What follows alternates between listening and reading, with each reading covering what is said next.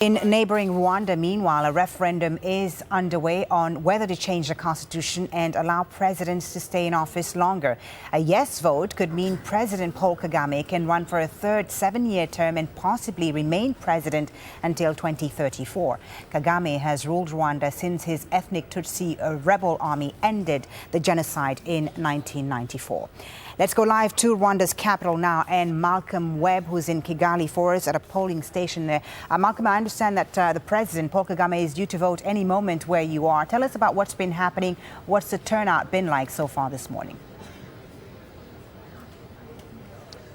That's right. We're at a polling station in central Kigali where President Kagame is expected to vote any minute now. So this isn't a normal polling station, of course. This is the one where the media have been invited and they've put up some decorations and so on.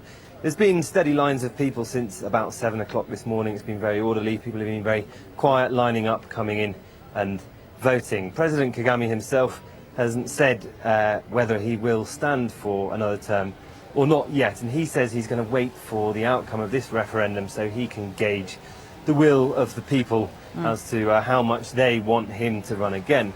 This is a slightly contentious issue because while Kagame supporters say the whole purpose of this referendum is so that the will of the Rwandan people can be realised, they say they're only holding it because they were petitioned by about 3.7 million Rwandans who asked for this. Opposition members, of which there are few in the country, most of them are the most active ones are in other countries, they say that this isn't actually a democratic process, and they say the lack of freedom of speech and means that this can't be a free and fair referendum. But the government says, and the government supporters say, this is an expression of the people's will. And so what kind of result, Malcolm, is expected? And with the issue of African presidents seeking a third term, causing unrest in many countries on the continent, in Burundi, for instance, is Rwanda at risk today if Kagame were to run for another term?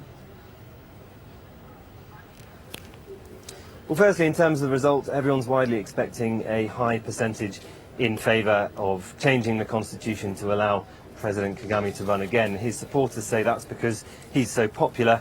Critics say that's because it's not a free and fair process. But in terms of stability, it's not like Burundi or neighbouring Congo, where attempts by the presidents to push for another term have resulted instantly in unrest. In the case of Burundi, slipping towards what many people are now describing as civil war. Here, the police and the army have a very tight grip on everything. It's we're not expecting to see even anything like a street protest. But critics and analysts say that if his rule is extended, if he becomes a president for life, then in the long term that is actually going to be a recipe for instability. They say in the end that means if his opponents and critics can't challenge him in a democratic forum, then that could result to further instability in the long run. That's what they say. The government says this is the will of the people. That's why they're holding this referendum, and they say that this is in fact a democratic process that will keep the country stable.